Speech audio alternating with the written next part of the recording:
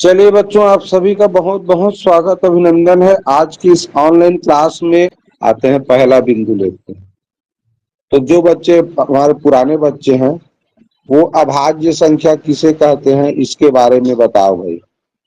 अभाज्य संख्या के बारे में कौन बताएगा? पहले अपना नाम बताओ, कौन बताना चाहेगा? हिमांशी श्रीवास। चलो हिमांशी बताओ। जिस संख्या के केवल दो गुणनखंड होते हैं उसे अभाज्य संख्या कहते हैं। बहुत बढ़िया। जिस संख्या के केवल दो गुणनखंड होते हैं, केवल दो गुणनखंड होते हैं, ये हो गया, उसे ही हम अभाज्य संख्या कहते हैं। ठीक, तो इसमें एक शब्द आ गया गुणनखंड। ये गुणनखंड किसे कहते हैं, कौन बताएगा? गुणनखंड किसे कहते हैं?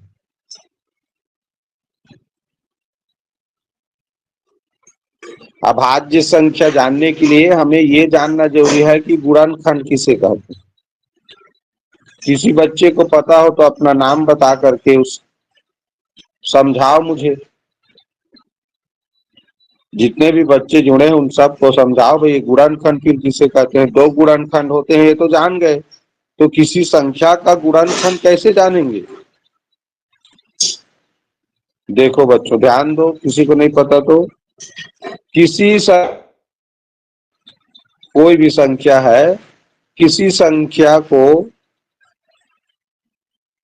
जिन जिन या जिन जिन जिन संख्याओं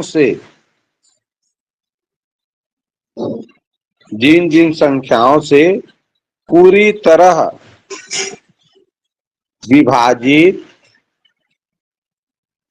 किया जा सकता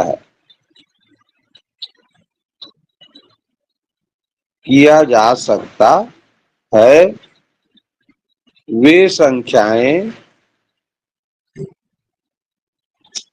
वे संख्याएं ही उस संख्या का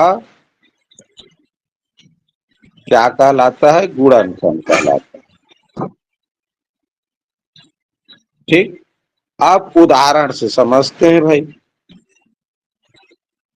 चलो उदाहरण से समझते हैं, अगला पेज लेते हैं। जैसे मैंने एक संख्या ले लिया, उदाहरण के रूप में संख्या ले लिया 4। अब 4 को हम कौन कौन से संख्या से भाग कर सकते हैं तो शेष फल 0 आना चाहिए? दो बताओ। से 4 को 2 से भाग करेंगे तो शेष फल 0 आया। ठीक, 4 से भाग कर 4 से 4 को 4 से भी भाग कर सकते हैं, 4 एकम 4, शेष फल 0 आया। ठीक, और किससे भाग कर सकते हैं 4 को?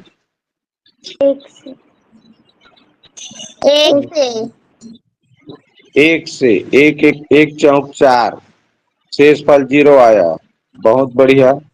और कोई संख्या है इस संसार में जिससे 4 को भाग कर सकें? नहीं है। बहुत बढ़िया बच्चों, आप लोगों ने बहुत अच्छा बताया। अब एक चीज यहाँ बता देता हूँ, ध्यान से सुनो। दुनिया में कोई भी संख्या हो उसको 1 से भाग कर ही सकते हैं, 1 से भाग जाता ही है। तो सबसे पहला हर संख्या का गुणनखंड होता है 1।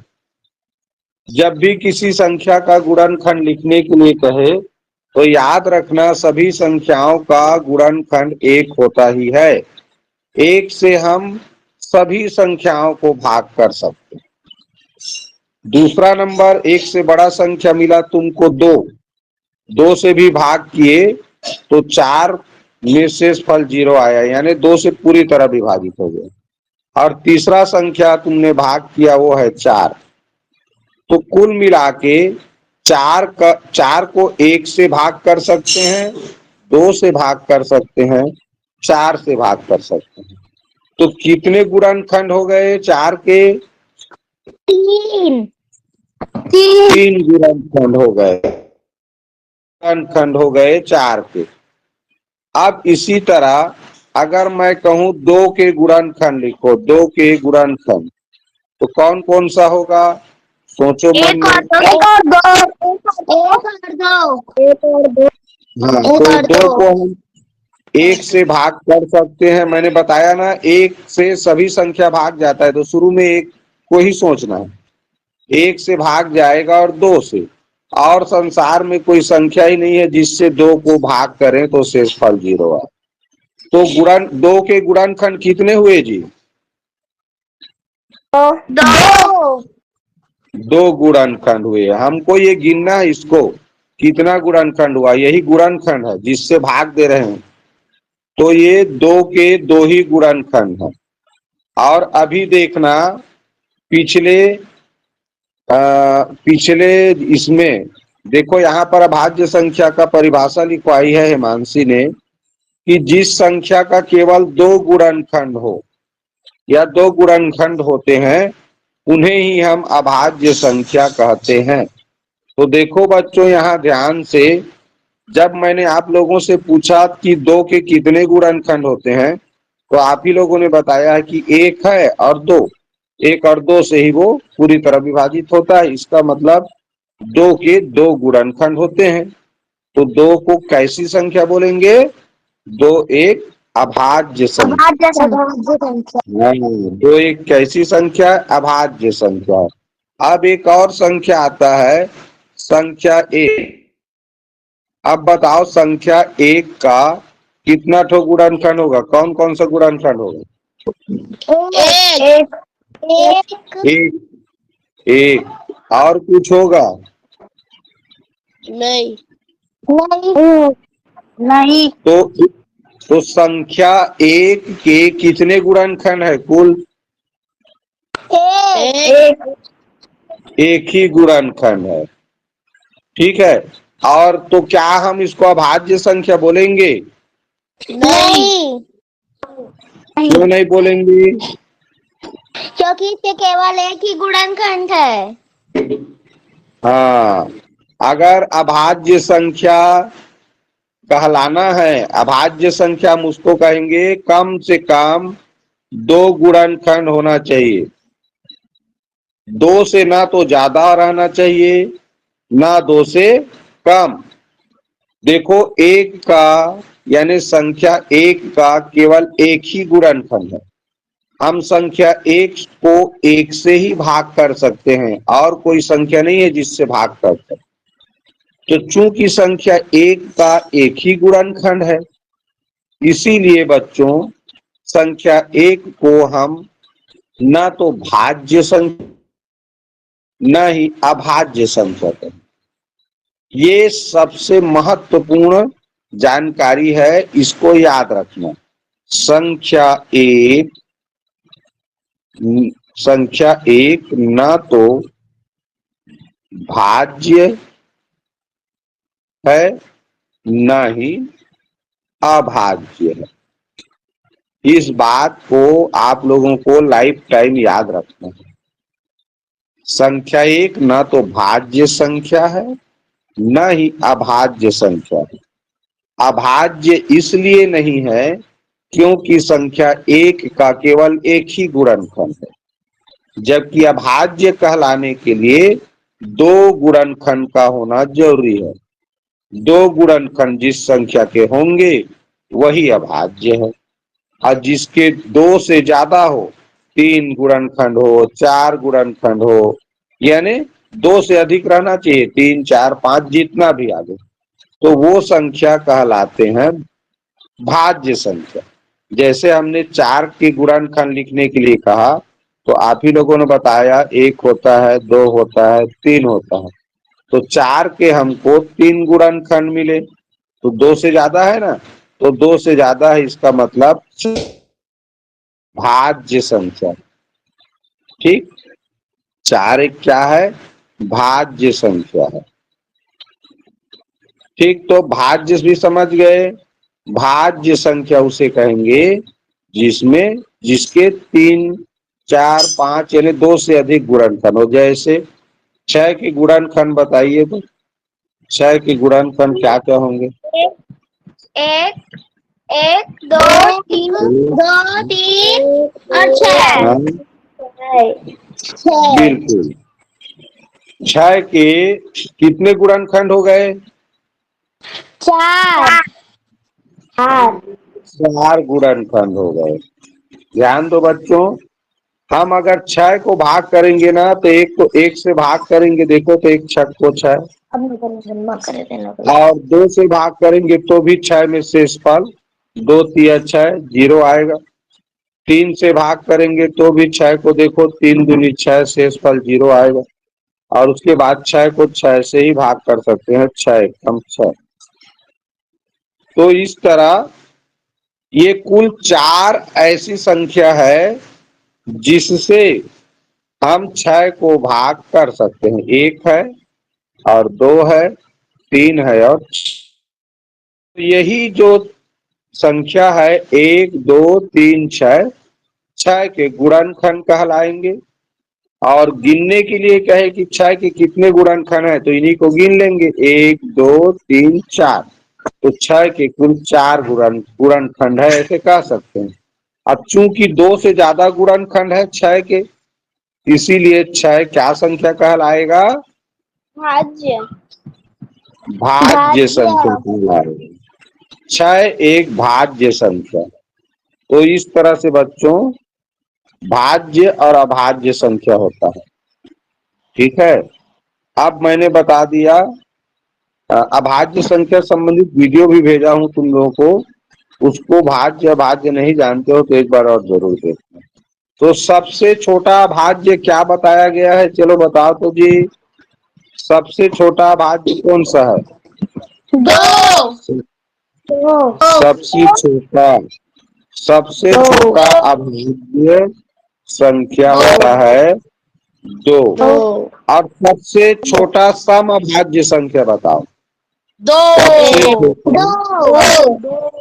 सबसे छोटा सम अभाज्य, तो याद रखना बच्चों,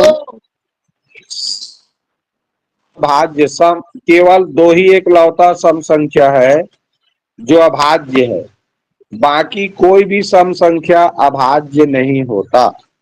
और सबसे छोटा विषम अभाज्य कौन सा होता है? बहुत बढ़िया। तो सबसे छोटा विषम अभाज्य संख्या होता है 3। अब एक अंकों की बताओ, एक अंकों की सबसे बड़ी, एक अंकों की सबसे बड़ी अभाज्य संख्या। 7 एक अंकों की सबसे बड़ी अभाज्य संख्या होता है 7। बहुत बढ़िया, मैं यहाँ गलती मत करेंगे करके सोच रहा था, क्योंकि एक अंकों की सबसे बड़ी संख्या जब बात आती है तो आदमी के मन में ये नौ संख्या याद आता है। 9 अभाज्य संख्या नहीं है, क्योंकि 9 की 2 से अधिक गुणनखंड होते हैं, 1 भी होता है, 3 भी होता है और 9, यानी 9 के कुल 3 गुणनखंड है।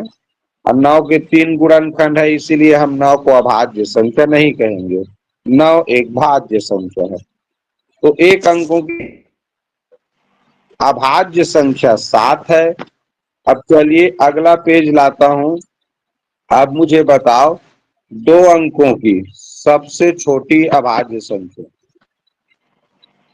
2 अंकों की सबसे छोटी अभाज्य संख्या। 11 बहुत बढ़िया। 2 अंकों की सबसे छोटी अभाज्य संख्या है 11। और 2 अंकों की सबसे बड़ी, 2 अंकों की सबसे बड़ी अभाज्य संख्या, 97 सबसे बड़ी अभाज्य संख्या क्या है? 97 है। सभी बच्चे इस बात को, इसको कॉपी में नोट कर लेना, क्योंकि अंत में मैं पीडीएफ बनाकर ग्रुप में भेजूंगा। ये बेसिक चीजें हैं, इसको जानना जरूरी है। 2 अंकों की सबसे छोटी अभाज्य संख्या 11 होता है, 2 अंकों की सबसे बड़ी अभाज्य संख्या 97 होता है। ठीक है। और 2 अंकों की दो अंकों की समान अंकों से बनी, दो अंकों की संख्या है वो समान अंकों की बनी संख्या है, समान अंकों की बनी 11 या अभाज्य संख्या। 11 11 सबसे बड़ी अभाज्य संख्या। बहुत 11 बढ़िया यार। ये 11 ही है बच्चों, क्योंकि समान अंकों से बनी संख्या बाकी 11 को छोड़ के, जैसे 22, 33, 44, 55, 66, 77, 88, 99, तो यही 11, 22, 33, 44, 55, 66, 77, 88, 88, 99, ये दोनों दो अंकों की समान अंकों से बने वाली संख्या है। और 11 को छोड़कर बाकी सभी समान अंकों से बनी वाली संख्या भाज्य संख्या होता है, कभी अभाज्य नहीं होगा, क्योंकि सभी 11 के पहाड़ा में भी आता है, यानी 11 से विभाजित हो जाता है। और 11 एक ऐसी संख्या है जो 1 से विभाजित होगा और 11 से केवल दो संख्या से ही विभाजित होता है, तो इसके दो ही गुणनखंड है केवल, इसीलिए 11 अभाज्य संख्या। तो बहुत बढ़िया उत्तर दिए हो। चलो अब कुछ चीज और मैं जान लेता हूं। ऐसा कौन सा दो संख्या बताया हूं जो 3 व 2 से 2 से विभाजित नहीं होता। दो संख्या बताया हूं जो 3 और 2 से विभाजित नहीं होता, लेकिन वो अभाज्य संख्या है। 5 और 7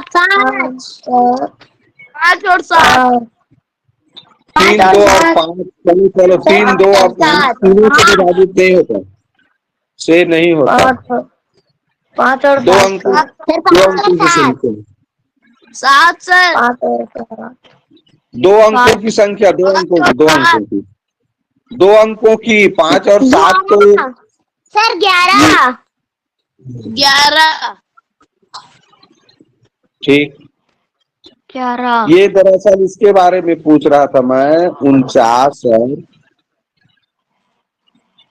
क्या एक संख्या है, ये भाज्य संख्या है। 49 और 91, यानी 49 और 91 एक ऐसा संख्या है, दो एक भाज्य संख्या है, दोनों भाज्य संख्या है। ये ना तो 3 से विभाजित होता है, ना 2 से, ना 5 से, लेकिन ये भाज्य संख्या।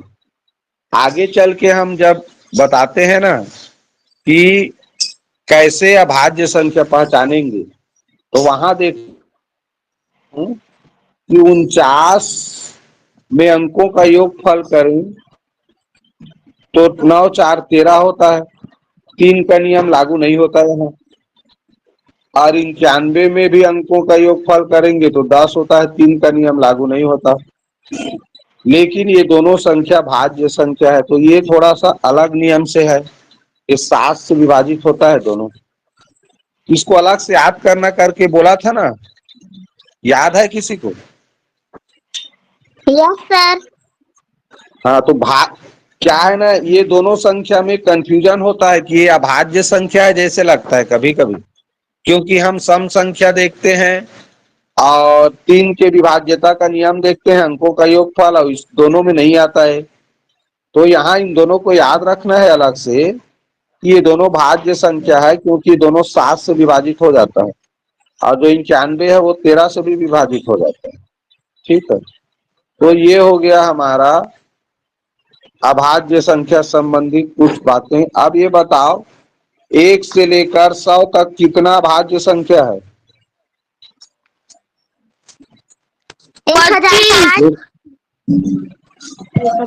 अभाज्य संख्याओं की संख्या। और 1 से 100 तक की अभाज्य संख्याओं का कुल योग कितना होता है? 1060 होता है। 1 से लेकर 100 तक जितना भी अभाज्य संख्या है कुल 25 अभाज्य संख्या होता है, और उसको जोड़ेंगे तो 1060 होगा। अब मुझे ये बताते जाओ, चलो शुरू से अभाज्य संख्या को बताते जाना, मैं इसको लिखूंगा। चलो पहला संख्या बोलो। 2 एक 2 बार। 3 हाँ। 5 पाँच। 7 पाँच। 11 ग्यारह। 13 तेरह। 15 17। 20 उन्नीस। 19 के बाद 23 23। 23 के बाद 29। 29 के बाद 31 31। 31 के बाद 34 अरे सम संख्या नहीं होता, भाग्य। 37। 41 41। 41 के बाद 43 43। 43 के बाद 48 47। 47 के बाद 53 53। 53 के बाद 61 59 जी। 59। 53 के बाद 59। 59 के बाद 61। 61 के बाद 61 के बाद 67। 67 के बाद 71 71। 71 के बाद 73 73। 73 के बाद 79 79। 79 के बाद 83 83। 83 के बाद 89 89। 89 के बाद 97 97। बहुत बढ़िया। तो बच्चों ये जानकारी हर एक बच्चे को होना चाहिए। अब क्यों होना चाहिए, ये तुम लोग आगे का गणित पढ़ते जाओगे तो हर एक बच्चे को 1 से 100 के बीच में कितने अभाज्य संख्या है, कौन कौन सा अभाज्य संख्या है, उसको लिखना आना चाहिए। सर इसको फेयर हाँ कॉपी में भी लिखेंगे? हाँ, ये तो फेयर कॉपी में एकदम जरूरी है ना।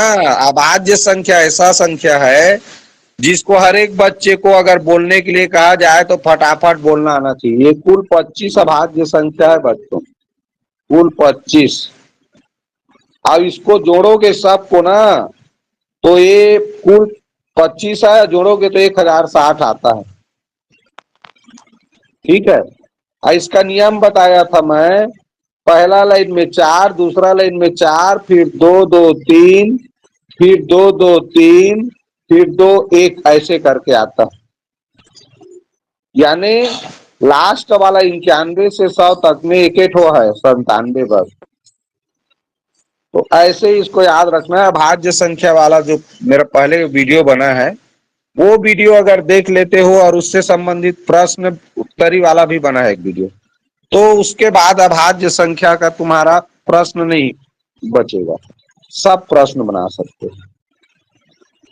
चलिए अब देखते हैं, और वो वीडियो देख लेना। अब देखते हैं सअभाज्य संख्या। क्या देखेंगे?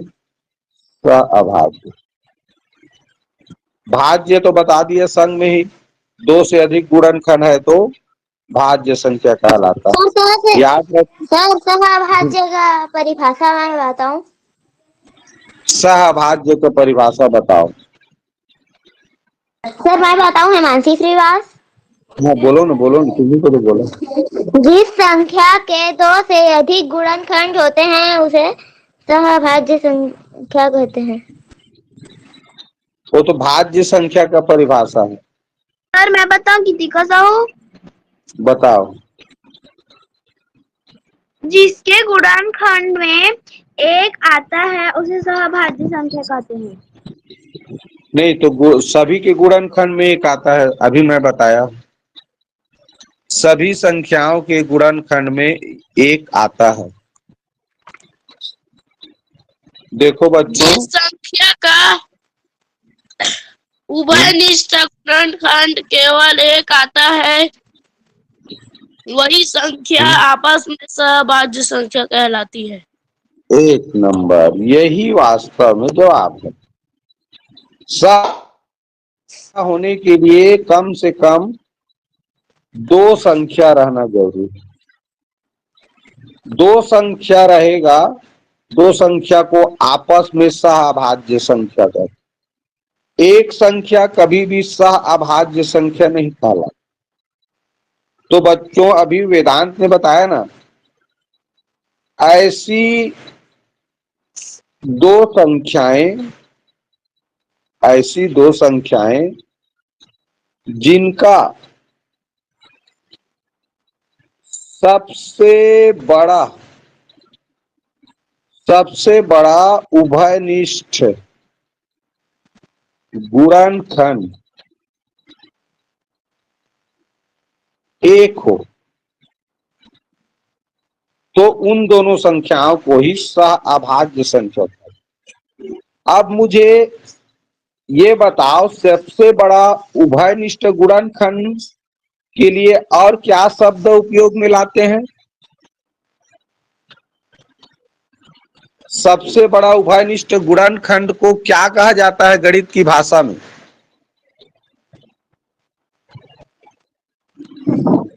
बोलो जी। बड़ा से बड़ा उभयनिष्ठ गुणन। एक शब्द,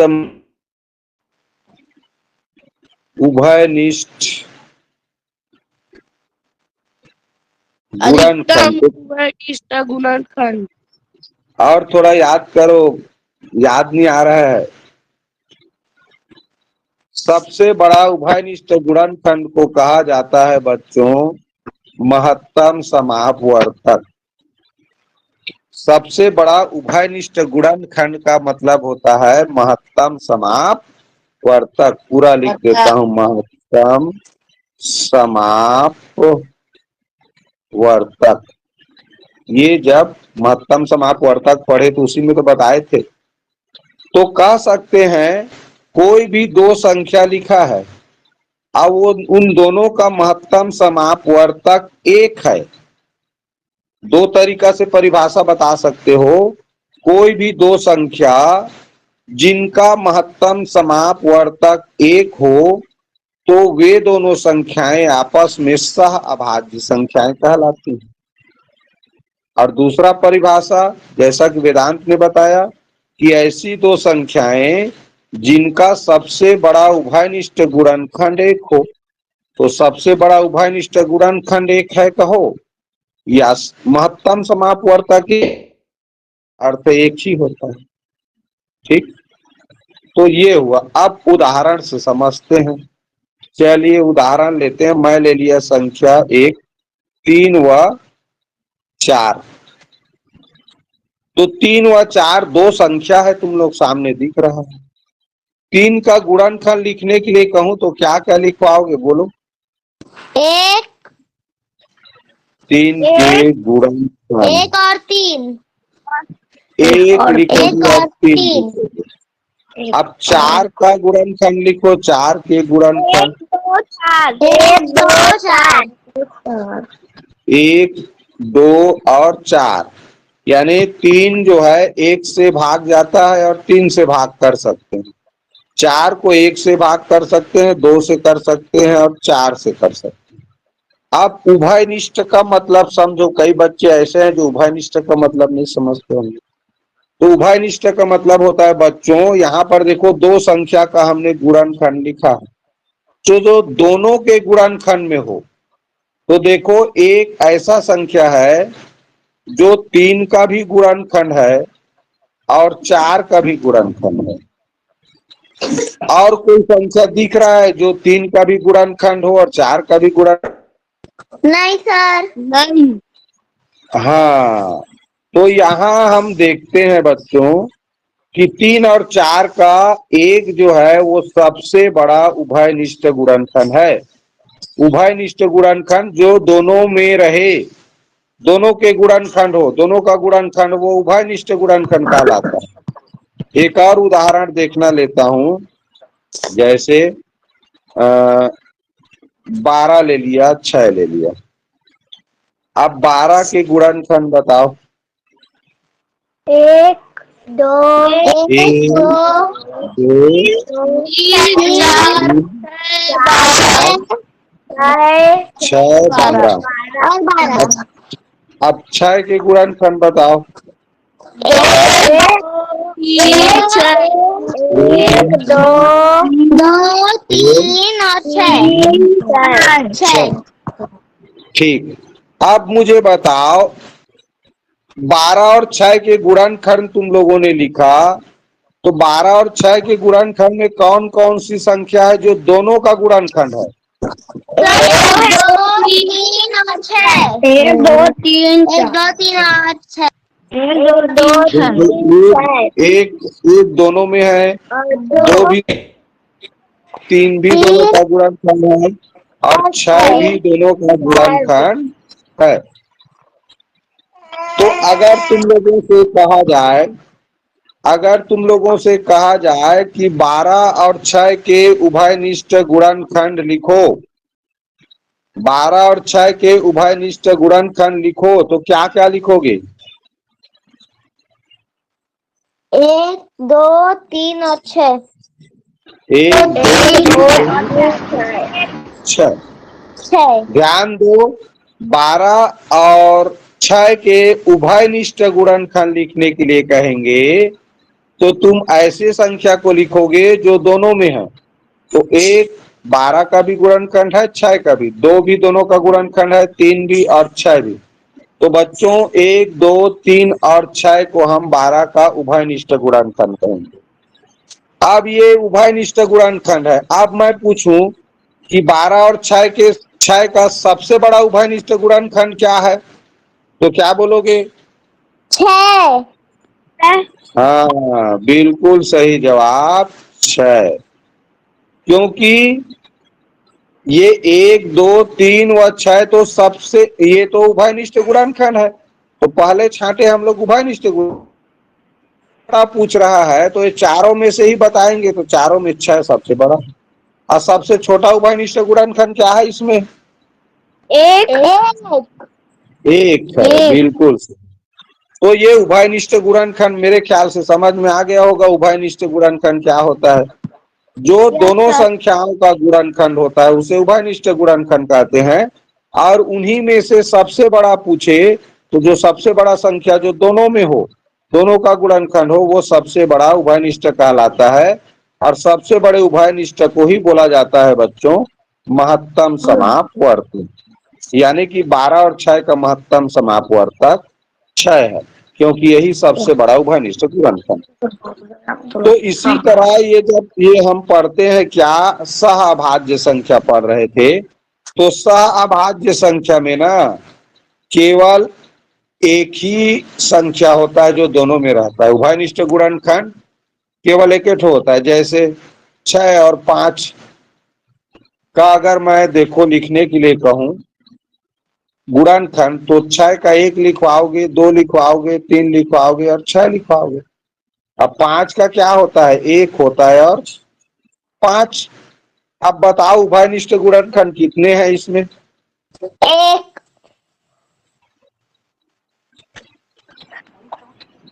कितने हैं? एक। एक के अलावा और कोई उभयनिष्ठ गुणनखंड है? नहीं। तो अगर मैं प्रश्न करूं कि 6 और 5 का सबसे छोटा उभयनिष्ठ गुणनखंड क्या है, तो क्या बोलोगे? और सबसे बड़ा उभयनिष्ठ गुणनखंड? एक। दोनों में एक ही आएगा ना, क्योंकि उभयनिष्ठ गुणनखंड की संख्या तो एक एक है। तो 6 और 5 का सबसे छोटा और बड़ा, सबसे छोटा और सबसे बड़ा उभयनिष्ठ गुणनखंड एक ही है, एक ही होता है। ठीक। तो इस तरह जिन दो संख्याओं का सबसे छोटा उभयनिष्ठ कहें या सबसे बड़ा उभयनिष्ठ कहें, वो एक ही हो, तो वे दोनों संख्याएं आपस में सहअभाज्य संख्याएं कहलाती हैं।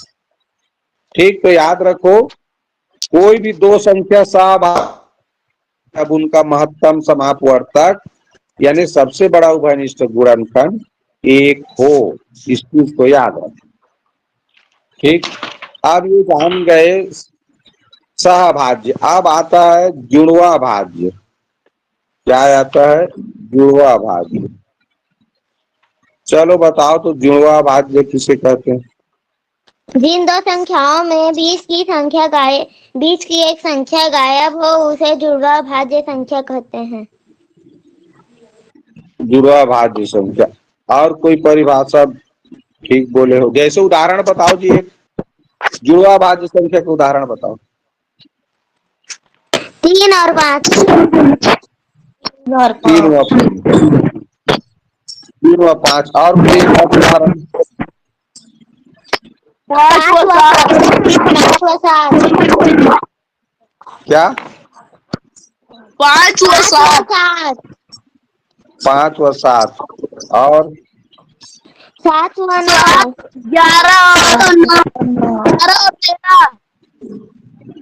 एक कंफ्यूजन आया था अभी, 7 व 9 करके बोल रही थी। 9 अभाज्य संख्या नहीं है, गलत है ना, याद रखना। 11 और 13। 11 11 और 13। 11 और 13। 11 व 13 हो गए। और उसके बाद 17 और 19। 17 और 19। 41 और 43। और 29 और 31 भी तो है। 29 और 31। और 39 और 41 ये भी है। 43। 59 और 61 भी है ना। तो ये संख्या बच्चों ध्यान से देखो, सभी बच्चे ध्यान से देखो। जैसा कि हिमांशी ने परिभाषा बताया, क्या बताया उसने पहचान, कि जिन दो अभाज्य संख्याओं के बीच से एक संख्या गायब हो। तो देखो 3 और 5 के बीच में 4 संख्या गायब है, 5 और 7 के बीच में 6 संख्या गायब है, 11 13 के बीच में 12 संख्या गायब है, 17 19 के बीच में 18 संख्या नहीं है, 29 31 के बीच में 30 नहीं है, 39 41 के बीच में 40 गायब है, 59 61 के बीच में 60 गायब है। ऐसे करके और आगे चलेगा अभी और है। कुल कितना जुड़वा भाज्य है 1 से 100 तक, किसी को याद है? सर 39 भाज्य संख्या होता है। हाँ 39 भाज्य संख्या होता है। हाँ, 1 नंबर है। 39 नहीं है, बिल्कुल सही, मेरे से गलती हो गया। 40 नहीं है, तो यहाँ पर क्या होगा? 41 और 43 होगा। 41 और 43 होगा। 43। अब ये इसके बाद 61 के बाद और क्या आता है, किसी को याद आ रहा है? और 71 और 73 सर। 71 और 73। 71 और 73 के बाद नहीं आता मेरे ख्याल से। तो कितना हो गया? 1 2 3 4 5 6 7 8। कुल 8 जुड़वा भाज्य हैं, इसको याद रखना है। जुड़वा भाज्य 8 जुड़वा भाज्य होते हैं 1 से 100 तक। अब जुड़वा भाज्य का पहचान तो आप लोगों ने बता ही दिया कि दोनों के बीच में एक संख्या बीच से गायब होता है, और दोनों अभाज्य संख्या होना चाहिए, तभी जुड़वा अभाज्य संख्या कहेंगे। बहुत बढ़िया। चलिए अगला स्टेप देखें। ये अभाज्य वाला काम खत्म करते हैं। अभाज्य के बाद आता है बच्चों लघुत्तम महत्तम का वीडियो देख लेना थोड़ा, तो मैं ना भिन्न में आ जाता हूँ। भिन्न में जैसे मैं मान लो आप लोगों को कहूँ कि 3/5 का तुल्य भिन्न लिखो, तो तुल्य भिन्न लिखने का नियम सबसे सरल नियम, मान लो मैं कह दिया, तो मैं क्या नियम बताया हूँ? सबसे सरल नियम इसका 3/5 का तुल्य भिन्न लिखना है तुमको, तो तुम क्या करोगे? तुल्य पढ़ाना भिन्न पढ़ेंगे। किसका? सर 3 का पहाड़ा पढ़ेंगे। लिखने के लिए 3 का और नीचे के लिखने के लिए बहुत बढ़िया, यही बस करना है बच्चे। 3/5 का अगर तुल्य भिन्न लिखना है तो अंश का पहाड़ा पढ़ के ऊपर लिख देना है, हर के पहाड़ा को नीचे लिख देना है। तो जैसे 3 एक कम 3 पहले से लिखा है, तो अगला 3 दूनी 6, 3 तिया 9, 3 चौक 12, 3 पंच 15, 3 छक्का 18, 3 सत्ते 21। और नीचे में 5 लिखा है तो 5 का पहाड़ा नीचे लिख देना है। 5 एक कम 5 तो लिखा है, तो 5 दूनी 10, 5 तिया 15, 5 चौक 20, 5 पंच 25, 5 छक्का 30, 5 सत्ते 35। इस तरह से बच्चों देखो 3/5 का हमने कुल कितना 6 ठो तुल्य भिन्न लिख लिए। तो तुल्य भिन्न लिखना बहुत ज्यादा सरल, ठीक। पहाड़ा को लिखना रहता है, अंश में अंश का पहाड़ा लिखेंगे, हर में हर का पहाड़ा, तुल्य भिन्न लिखा जाता है। अब इसमें जो हमेशा काम आने वाला चीज है वो है भिन्न को कटाते कैसे हैं।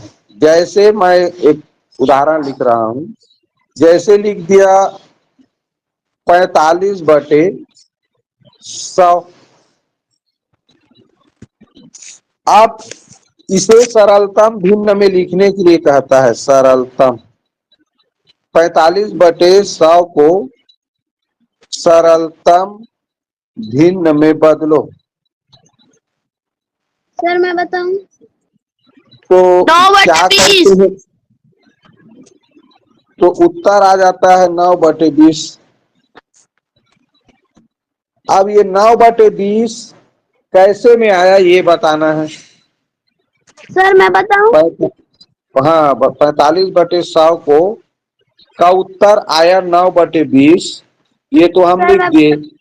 हाँ बताओ बताओ क्या किए 45/100 के साथ सर तुम ये लोगों ने? 5 से जाएगा तो सबसे पहले हम लोग 100 सबसे पहले उसे 5 दूनी 10 उस पर 1 शून्य लगा देंगे 100 का। उसके बाद 5 45।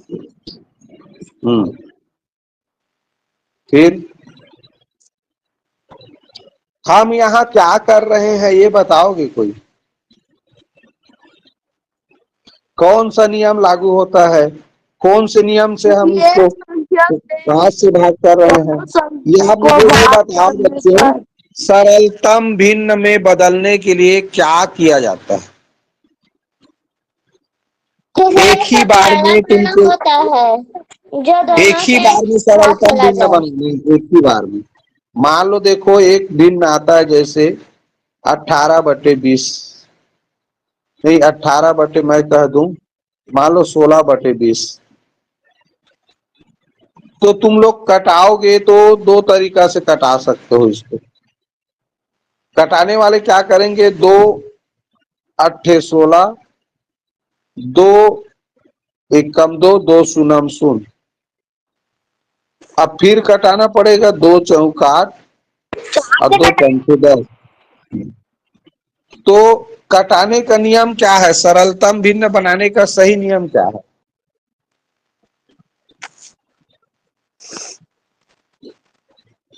किसी के मन में आ रहा है?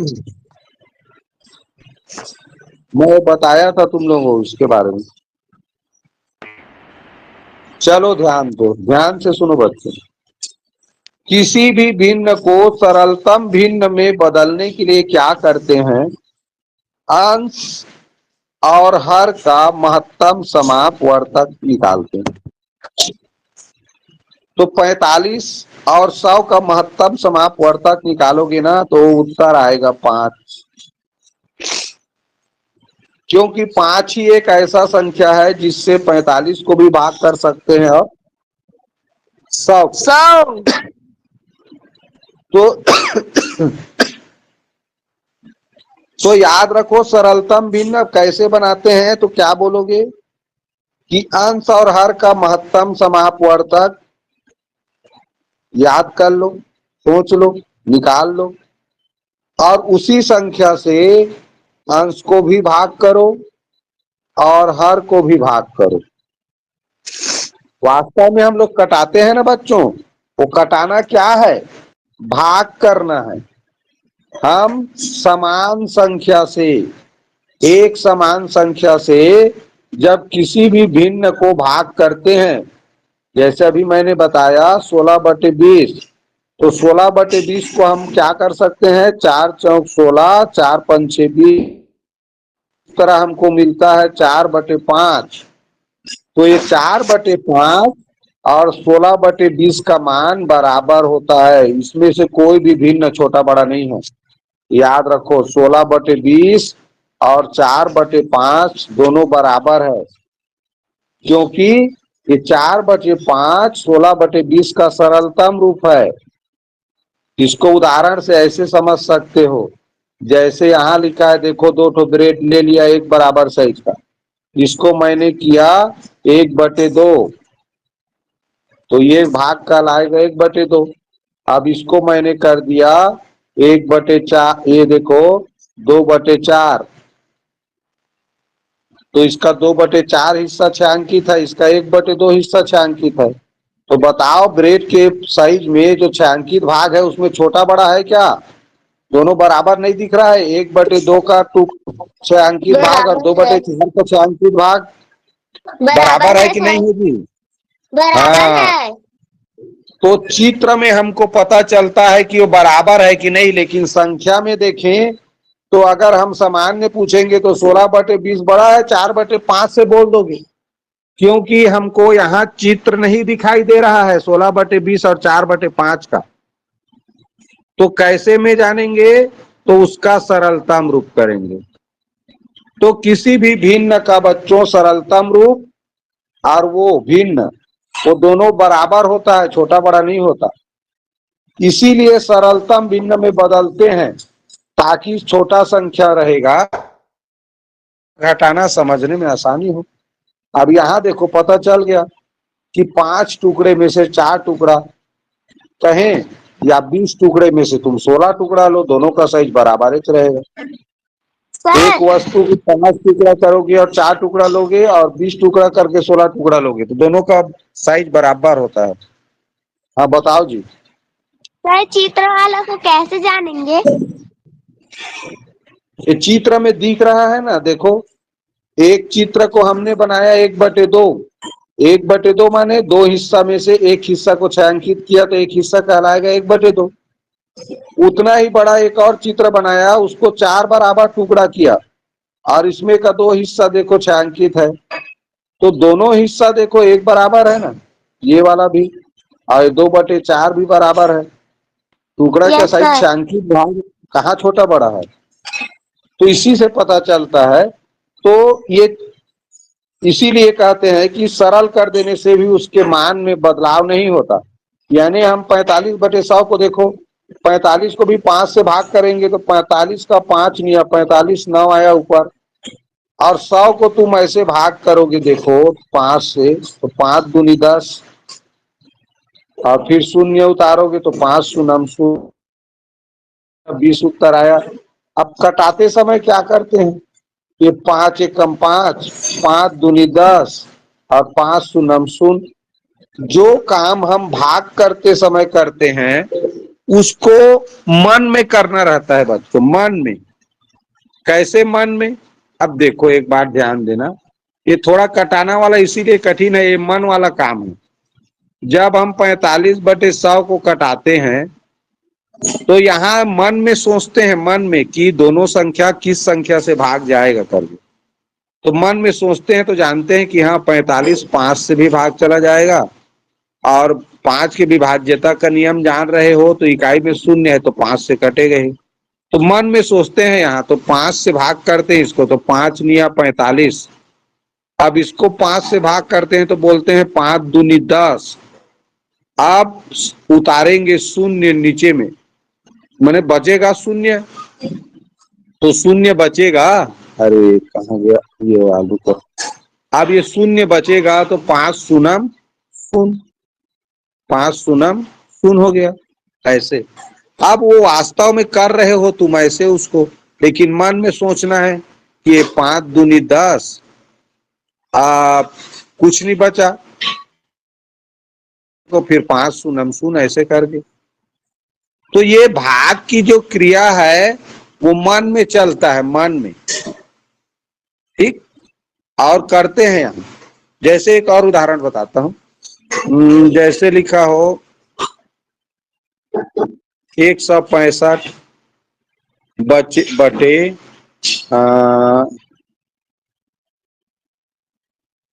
65। अब इसको देखो 5 से, इकाई में 5 है तो 5 से भाग जाएगा, इतना फिक्स है। तो 165 को अगर ऐसे ही भाग करेंगे ऐसे, तो क्या करेंगे, 5 तिया 15 बोलेंगे।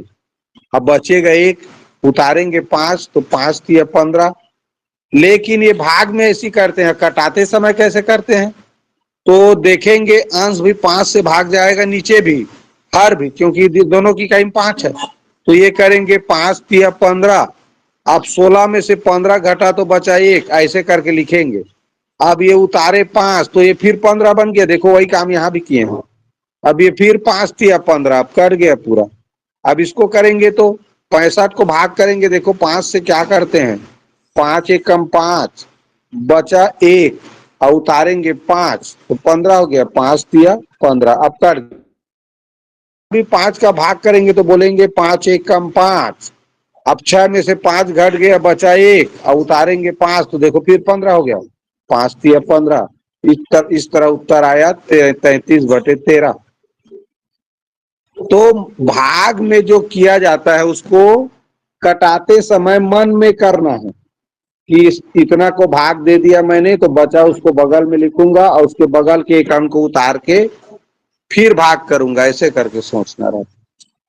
तो ये कटाने की क्रिया आना चाहिए, और कटाने का समझ क्या है ये भी आना चाहिए।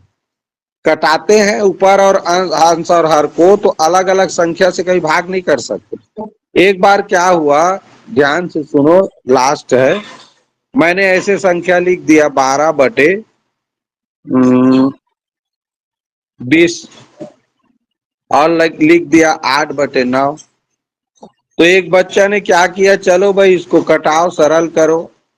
तो उसने क्या किया, ये 4 तिया 12 और 5 चौक 20, सर 3 बटे 4 आया। तो उसने क्या गलती किया जी, वही संख्या से भाग नहीं किया, अलग अलग संख्या से भाग किया। हाँ, जबकि सरल कर है कि अगर ऊपर को 4 से भाग किया तो नीचे को भी 4 से ही भाग करना था। ऊपर को 4 से भाग किया तो नीचे को भी 4 से भाग करना था। जबकि उस बच्चे ने क्या किया कि ऊपर को 4 से तो भाग कर दिया, ऊपर को अंश को 4 से भाग किया और नीचे को 5 से भाग कर दिया। तो ये नियम नहीं है। सरल करने का नियम कहता है अंश को जिस संख्या से भाग करोगे उसी संख्या से हर को भी करोगे। तो ये गलती नहीं करना है। दो संख्या से भाग जाएगा। हाँ, माने एक ही संख्या से भाग, 4 से भाग कर रहे हैं अंश को तो नीचे को भी 4 से ही भाग करना था, इसीलिए गलती है। 4 से भी भाग चला जाएगा और 2 से भी। हाँ, तो मुझे बताओ, बहुत बढ़िया प्रश्न किए हो। जैसे 12 और 20 है बच्चों, तो मैंने देखा कि ये जो 12 बटे 20 है ये 2 से भी भाग चला जाएगा और 4 से भी भाग करें तो 4 से भी भाग चला जाएगा। तो हमको भाग किससे करना चाहिए, 4 से। 4 से। क्यों क्यों करना चाहिए 4 से? सर हम लोग 2 से करेंगे तो उसको 4 आएगा। अगर 2 से भाग करेंगे देखो तो 2 छक्का 12, 2 दहम 20, फिर हमको भाग करना पड़ेगा 6 बटे 10, सरल नहीं हुआ है। फिर 6, 2 तिया 6 और 2 पंचे 10, 2 बार काम करना पड़ गया। और 4 से करेंगे तो देखो 4 तिया 12 और 4 पंचे 20, एक बार में ही उत्तर आ गया। सरलतम भिन्न उसे कहते हैं जिसके अंश और हर का महत्तम एक हो। मैं बताया था ना, आपको तब तक भाग करना है जब तक अंश और हर का महत्तम समापवर्तक एक न आ जाए। सरलतम भिन्न की परिभाषा है बच्चों, अच्छे से दिमाग में बैठा लो। ऐसे भिन्न को सरलतम भिन्न कहते हैं जिसके अंश और हर का अगर महत्तम निकालोगे, महत्तम समापवर्तक, तो एक आएगा।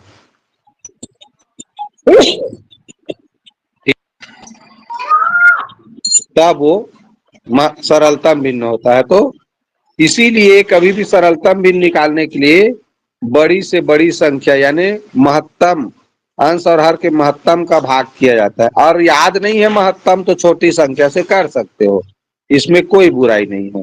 मान लो मैं लिख दिया 40/36। अब तुमको 40 और 6 का महत्तम पता नहीं है, कोई बात नहीं, 2 का तो भाग जाएगा ही, दोनों सम है तो 2 दूनी 4, 2 शून्य शून्य, 2 एक कम 2 तो 3 में से 1 बचेगा, 16 बन गया, 2 अट्ठे 16। फिर भाग कर लो भाई, 2 दहम 20 और 2 नी 18। अब देखो 10 और 9 का महत्तम 1 होता है बच्चों। अब ये किसी संख्या से भाग नहीं जाएगा, इसका मतलब ये सरलतम भिन्न है। तो चलिए बच्चों, आज का समय यहीं पर समाप्त होता है।